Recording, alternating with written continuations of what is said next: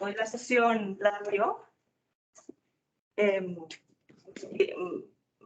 Va a ser sobre temas de riñón, en concreto sobre un paper de reciente publicación en el HIV Medicine, en el que mirábamos cuántos pacientes de la corte que seguimos estaban en enfermedad renal avanzada.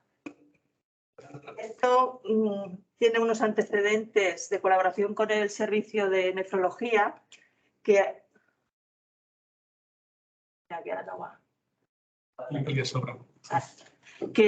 se ha traducido en diferentes papers ya desde hace más de 10 años, sobre todo en las primeras épocas, cuando todavía no teníamos el CKD-EPI, sino el MDRD, cuando todavía no miramos orinas ni proteinurias, qué impacto tenía esta proteinuria en nuestros pacientes, qué impacto tenían los diferentes tratamientos antirretrovirales en cuanto a esta proteinuria, otros de más técnicos sobre diferentes técnicas de evaluación de esta proteinuria, etc.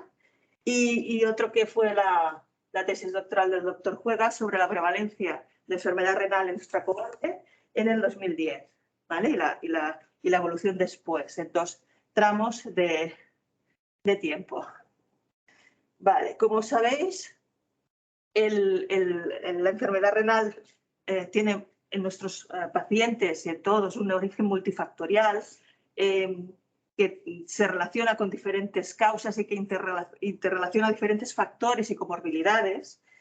Entonces, tenemos un cambio respecto a épocas anteriores del perfil de la enfermedad renal en nuestros pacientes. En un primer momento teníamos deterioro renal por toxicidad del propio virus, en un paciente que no estaba con carga viral controlada, en un paciente con inmunocomprometido.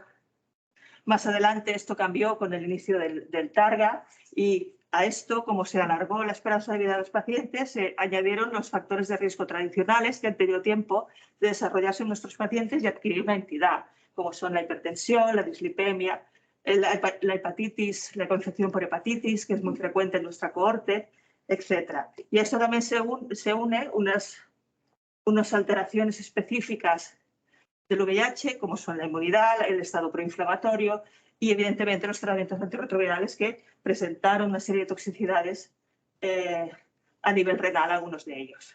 A todo esto hay que añadir que la alteración renal es 3 veces más frecuente que en la población general, en la población VIH. Esta diapositiva me la cedió la doctora Negredo en una de sus presentaciones. Aparte de todo esto que tenemos en curso, es decir, unos factores que han adquirido importancia y unos factores relacionados con el VIH, tenemos que a mayor edad, mayor probabilidad de enfermedad renal en una población como la nuestra que está envejeciendo, lo cual es bueno, porque significa que la expectativa de vida alarga a lo largo de los últimos años.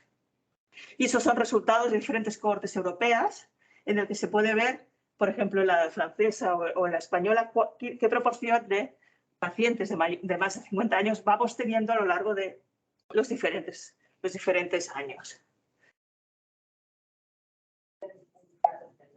Además de todo esto, sabemos que la enfermedad renal está directamente relacionada con, 1, enfermedad cardiovascular y 2, evento de muerte en global, ¿vale? Y esto es más frecuente en el caso de los pacientes VIH que no en la población general. Aquí se puede ver el total de muertes asociadas a enfermedad renal en la cohorte de pacientes VIH a lo largo de los últimos años.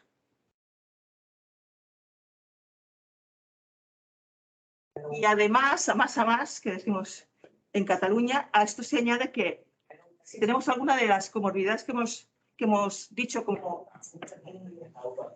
de predisposición a enfermedad renal que la empeoran o la provocan, esto se multiplica. Es decir, aquí se puede ver en diferentes circunstancias cómo se deteriora el filtrado estimado. En la raya de arriba, si una persona no tiene ni VIH ni diabetes, más en el caso de tener diabetes, más que en diabetes en el caso de VIH, pero si se juntan los dos factores, evidentemente, esto se suma y se multiplica. Y por último tenemos los tratamientos antirretrovirales. Los tratamientos antirretrovirales tenemos dos vertientes, una que pueden ser nefrotóxicos algunos de ellos y dos que pueden tener que ajustarse según el filtrado glomerular algunos de ellos. En el caso de las toxicidades tenemos dos cosas muy importantes. Primero, es diferente la toxicidad a lo largo de la historia del tratamiento antirretroviral. En la pretarga tenemos una toxicidad que se manifestaba sobre todo por alteraciones de la inmunidad, por deterioro inmunológico, por cargas virales altas no controladas y por efecto tóxico del mismo virus, el del glomérulo. Una vez en el targa, las toxicidades fundamentalmente a nivel renal las teníamos en dos inhibidores de proteasas que lo que daban es una cristaluria que podía provocar cólicos nefríticos y sus complicaciones, y también de manera más esporádica insuficiencia renal. Estos tratamientos no estábamos usándolos en la actualidad, y uno que sí usamos, que es un inhibidor de la retrotranscriptasa, es el TDF, sobre todo, por ejemplo, en PrEP, no solamente en tratamientos retrovirales, sino en PrEP o en tratamientos de la hepatitis B. Este sí que tiene una toxicidad que se ha caracterizado muy bien, que es a nivel del túbulo proximal, a nivel de una toxicidad intracelular, por el transporte de manera activa por unos transportadores que lo pasan de sangre intracelularmente y luego la luz del túbulo para ser excretados. Esos transportadores tienen diferentes inhibidores y estimuladores que pueden hacer que el TDF en su forma activa, que es el TFV, se permanezca dentro de la célula y cree una toxicidad intracelular a través de una toxicidad mitocondrial, que haga que esta célula se altere y produzca esta toxicidad que, como ya sabéis, genera sobre todo muy frecuentemente cuando se produce la toxicidad una proteinuria que puede desembocar en un síndrome de Fanconi. ¿De acuerdo? Este es el transportador que lo saca de la célula. Entonces, hay diferentes mecanismos, diferentes tratamientos que pueden contribuir a que este medicamento esté más tiempo dentro de la célula, provocando mayor toxicidad o pudiendo provocar mayor toxicidad. Tenemos una alternativa actual, que es el TAF, el tenofovir alafenamida. Este medicamento es como la alternativa más natural al TDF porque tiene una concentración, la dosis es menor, con la efectividad antirretroviral igual a dosis menor, se acumula menos intracelularmente y por tanto la toxicidad es menor. La toxicidad renal, pero no es cero. Se han descrito casos de toxicidad renal, como podéis ver en todos estos artículos que son casos clínicos, algunos relacionados con sobredosificación, otros no, algunos relacionados con tratamientos de la hepatitis B o del VIH, y por el mismo mecanismo de toxicidad mitocondrial intracelular que veíamos en el tenofovir TDF. ¿Vale? Por tanto, sí que el TAF es una alternativa al TDF, pero tenemos que tener en cuenta que en casos de filtrados que ya no estén del todo normales, tenemos que tener una precaución. En el caso de tratamientos que puedan provocar un acúmulo intracelular, como por ejemplo que alteren los diferentes transportadores, pueden provocar más alteración. Aparte de esto, tenemos otro grupo de toxicidad renal, de alteración del filtrado renal, como es el dolutegravir y el cobicistat. El dolutegravir y el cobicistat, juntamente con otros que no son tratamientos antirretrovirales, como podéis ver aquí, trimethoprim, etc. Entonces, en este caso, lo que provoca es una competencia por los transportadores que hace que la creatinina no pueda pasar a la luz tubular y se acumule en plasma. En este caso, como el filtrado estimado es a partir de una fórmula que se basa en la creatinina en la sangre, nos da un filtrado alterada artificialmente porque la creatinina está más en sangre, pero no porque haya un problema en el filtrado, sino un problema de competencia con los transportadores.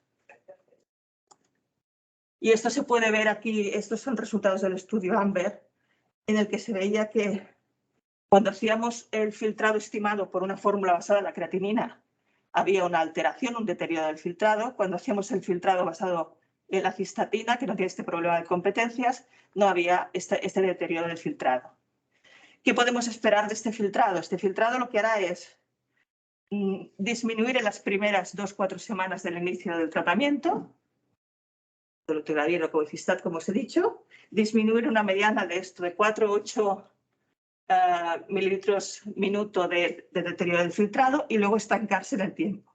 Y esto es importante saberlo porque si tenemos una alteración que no sigue este perfil, se tiene que comprobar que realmente no haya otros problemas intercurrentes que nos estén afectando este filtrado.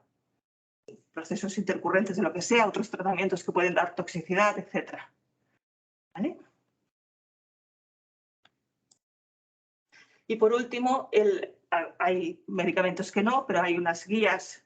Aquí tenéis las últimas guías del VIH en tema renal, que son de mayo del 2020, y de tratamiento antirretroviral en adultos, que es de enero de este año, en el que sabemos que hay una serie de fármacos muy usados que necesitan ajustes según el filtrado.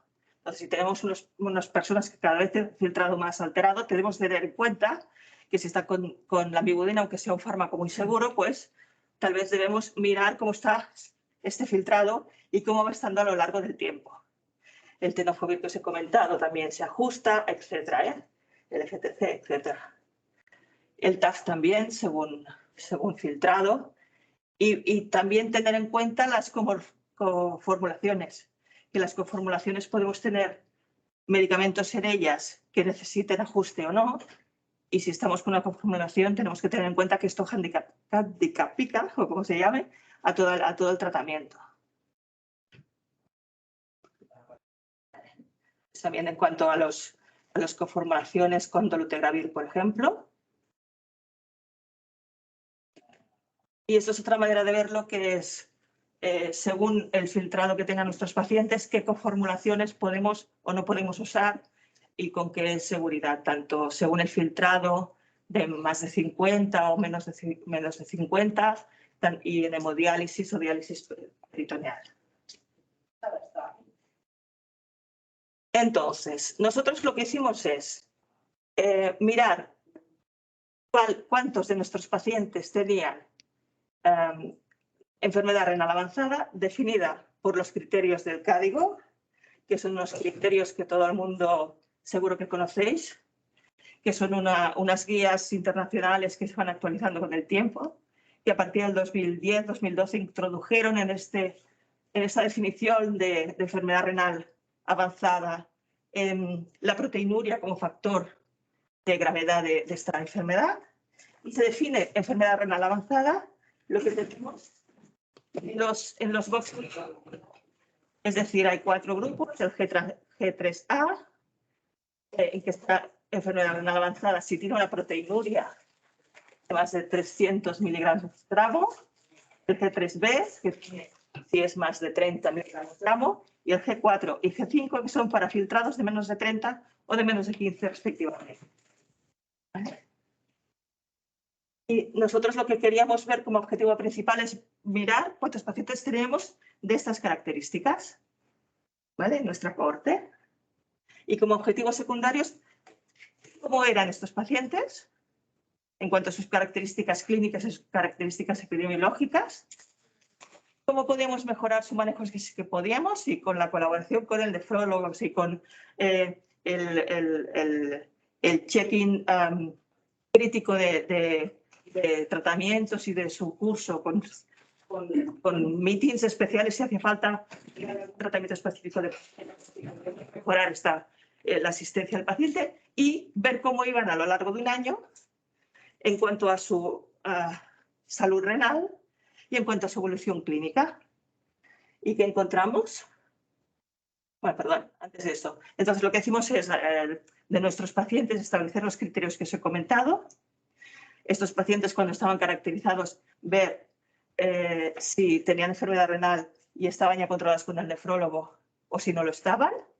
Si no lo estaban, pues valorar con su médico, nota en el curso clínico y hablar con su médico por si creían conveniente hacer la visita con el nefrólogo. Evaluar las condiciones clínicas de hipertensión, dislipemia, otras comorbilidades y hacer el meeting que os he explicado específico por si hacía falta para el paciente. Y evaluación de tratamientos y evaluación de otros controles. Si necesitaba una dieta, si necesitaba alguna evaluación, no sé, neurocognitiva, si necesitaba alguna valoración de cualquier tema que pudiera mejorar su clínica y hacer avisos en el curso clínico y hablando con el médico tratante del paciente. Y que encontramos, como os decía, recogimos los datos en junio de 2019. En ese momento teníamos 3.090 pacientes y 55 cumplían estos criterios. Esto es un 2% del total. Estos 55 pacientes se distribuían del siguiente modo. En el grupo P3A había 18, en el B 29 y 3 y 5 en el grupo 4 y 5 respectivamente. Son las características de los pacientes. En la primera columna tenéis el global de todos los pacientes de los 55 y luego por grupos. La mayoría eran hombres, como la mayoría de nuestros pacientes de manera global, con una mediana que rondaba los 60 años en la mayoría de grupos. Y la comorbilidad más frecuente era la hipertensión, en el global más del 80% de los pacientes. La infección por hepatitis también era muy importante, con un porcentaje del 40%, y la enfermedad cardiovascular también. Aquí tenéis después las características de la vida cotidiana, el alcohol, si eran fumadores o no, si eran sedentarios o no. Y por último, características del VIH, como era una índice de 4 que rondaba los 100, y una carga viral que mayoritariamente, como tiene que ser, estaba indetectable de manera sostenida en el 96,5% de los pacientes. A los pacientes que se les hizo biopsia, porque tenían que hacérseles biopsias por criterio clínico del nefrólogo, los diagnósticos que esta biopsia reflejó de manera más frecuente fue una glomerulosclerosis segmental y focal en un 38%, una glomerulonefritis membranosa en un 20%, una nefropatía por anticuerpos IgA en un 11,5% y una microangiopatía trombótica en un 11,5% también. Hubo algunas otras que eran de un caso, esto no suma 100, ya os lo digo, suma 80, entonces en las otras eran menos frecuentes. Estos fueron los diagnósticos más frecuentes de los pacientes que se hizo biopsia en nuestra cohorte. ¿Y qué pasó con ellos a lo largo del año de seguimiento? Pues a lo largo del año de seguimiento 2 pacientes se perdieron, uno cambió de hospital y uno se perdió, ¿vale? 2 pacientes de fuera de la cohorte se incorporaron al grupo de la cohorte. Estos pacientes se incorporaron al grupo, están en el grupo de la cohorte, pero para las medias, para las intervenciones no los contamos en los resultados porque evidentemente no se incorporaron en el momento 0, sino cuando se hizo la valoración del seguimiento, concretamente a partir del mes 9. Un paciente del grupo 4 y 4 del grupo 5 se incorporaron a la lista de pretrasplante y a lo largo de este año uno empezó hemodiálisis y 3 se trasplantaron. En un año 3 trasplantes renales, a mí me parece una frecuencia muy alta, pero realmente fue así. Supongo que algún año habrá 0. Este año en concreto hubo 3 trasplantes renales a lo largo del seguimiento, todos con buena evolución, por si tenéis curiosidad. Y por último, 9 pacientes mejoraron y pudieron, mejorando sus características, cambiaron de grupo, uno del grupo 5 al grupo 4, 4 del 3B al 3A y 4 del 3A mejoraron tanto que pudieron salir de la cohorte de enfermedad renal avanzada. Y en cuanto a los eventos clínicos, hubo 3 muertes. Aquí tenéis los motivos y los grupos. Hubo 2 hospitalizaciones a lo largo de ese año. Aquí también tenéis infarto de miocardio y infección respiratoria y los grupos. Y los 6 individuos que habían perdido el control con el nefrólogo reiniciaron este control. Y un individuo que debía tener control por el nefrólogo y no lo tenía, inició este control. Vale.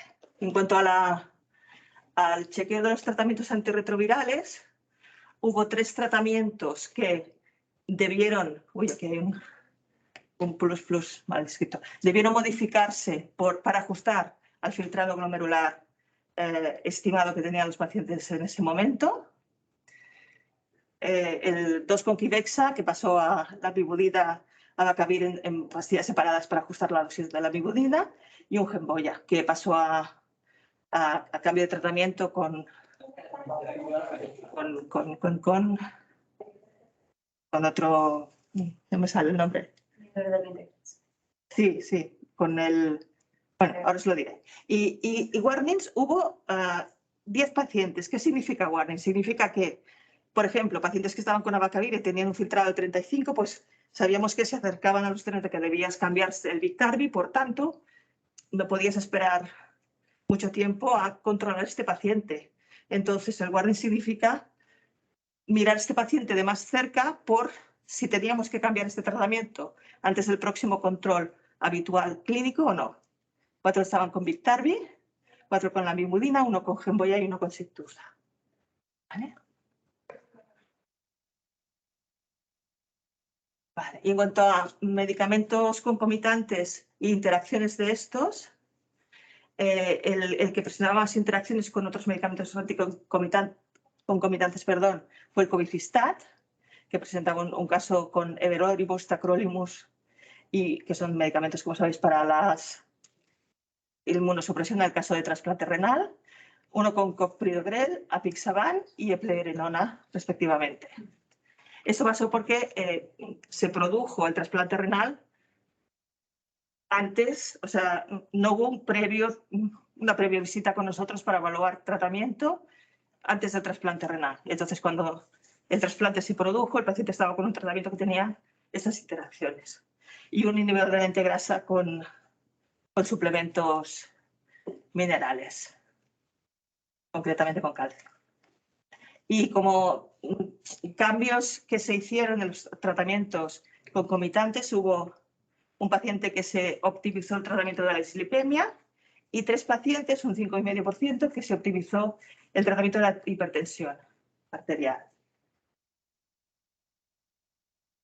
Y para finalizar, como resumen, tenemos una proporción baja de pacientes que presentan enfermedad renal avanzada. Estos pacientes presentan una morbilidad, una progresión clínica considerable, unos tratamientos concomitantes muy importantes, muy frecuentes, que el chequeo del terapéutico de las medicaciones de estos pacientes ha generado una serie de interacciones detectadas o de warnings detectados que son útiles para el mejor control de ellos, que en los pacientes que están más deteriorados y por tanto entra en la lista pretrasplante, el control más cercano a estos pacientes tiene sus ventajas, que son diferentes los diagnósticos anatopopatológicos, por ejemplo, los diagnósticos de enfermedad renal que tenemos ahora, los que teníamos en la era Petarga, los que teníamos en las primeras épocas de la infección por el VIH, y que el acceso multidisciplinar puede presentar una serie de ventajas en estos pacientes, en el caso que pudiéramos hacer un estudio de comparación de grupos con intervención e intervención, pero que detectó una serie de problemas que se pudieron resolver antes de los controles clínicos habituales. Y esto es todo.